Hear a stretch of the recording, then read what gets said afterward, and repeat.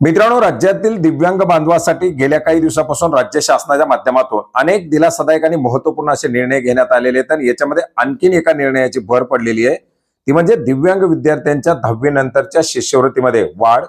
तब्बल 12 वर्षानंतर एक महत्त्वाचा असा निर्णय घेऊन या विद्यार्थ्यांच्या शिष्यवृत्तीमध्ये एक भरीव वाढ करण्यात आलेली आहे।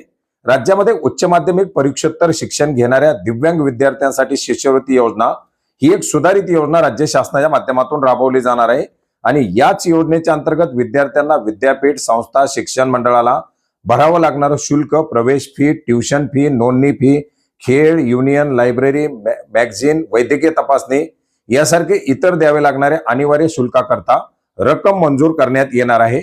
आणि याच्याच अंतर्गत गट 1 अंतर्गत पदवी आणि पदव्युत्तर शिक्षण घेण्यासाठी पदव्युत्तर डिप्लोमासाठी निवासी विद्यार्थ्यांना 1700 रुपये तर अनिवासी विद्यार्थ्यांसाठी 900 रुपये एवढी शिष्यवृत्ती दिली जाणार आहे। गट 2 च्या अंतर्गत इतर व्यावसायिक अभ्यासक्रमासाठी निवासी विद्यार्थ्यांना 1200 रुपये तर अनिवासी विद्यार्थ्यांसाठी 850 रुपये।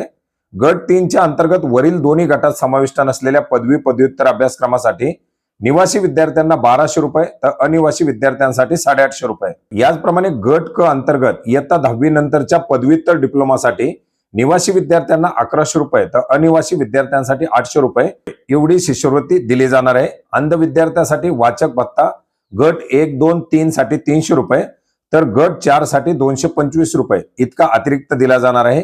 अभ्यास दौरा खर्चासाठी वार्षिक 1500 रुपये प्रत्यक्ष खर्चाच्या मर्यादेमध्ये तर इतर प्रकल्प टंकलेखक छपाई खर्च आणि पत्रव्यवहाराद्वारे शिक्षणासाठी प्रकल्प टंकलेखक छपाई खर्च आणि पुस्तकासाठीचा खर्च असा भत्ता 1800 रुपये एवढा दिला जाणार आहे।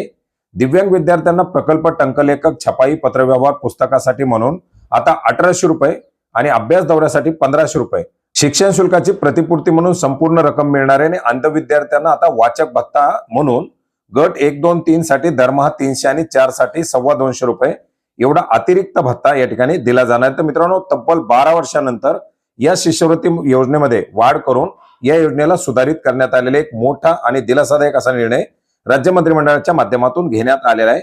मित्रांनो, GR निर्गमित केला जाईल आणि येत्या जून पासून ही शिष्यवृत्ती विद्यार्थ्यांना लागू केली जाऊ शकते। धन्यवाद।